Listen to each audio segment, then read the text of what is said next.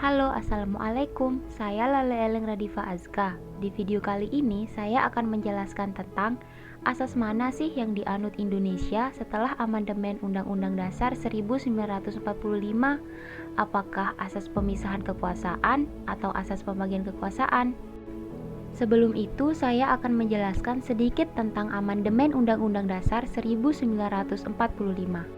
Undang-Undang Dasar 1945 telah mengalami 4 kali amandemen atau perubahan dalam kurun waktu 1999 hingga 2002 yang dilakukan dalam sidang umum maupun sidang tahunan Majelis Permusyawaratan Rakyat. Amandemen pertama dilakukan pada sidang umum MPR pada tanggal 14 sampai 21 Oktober 1999. Amandemen kedua dilakukan pada sidang tahunan MPR pada tanggal 7 sampai 18 Agustus tahun 2000.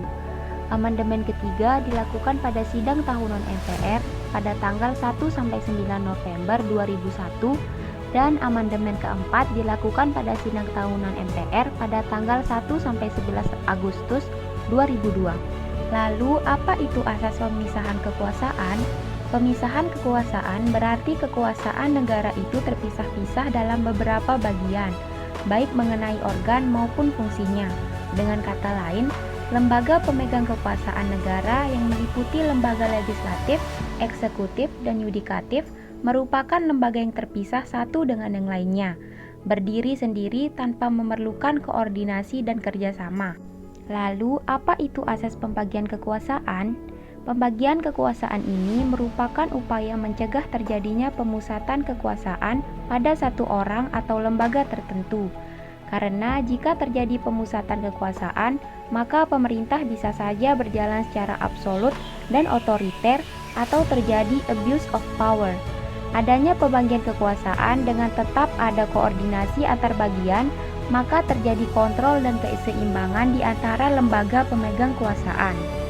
Jadi, seperti yang tercantum dalam Undang-Undang Dasar 1945, Indonesia menggunakan asas pembagian kekuasaan. Mekanisme pembagian kekuasaan di Indonesia diatur sepenuhnya dalam Undang-Undang Dasar 1945.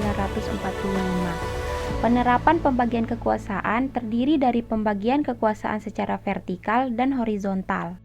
Sekian penjelasan dari saya, terima kasih.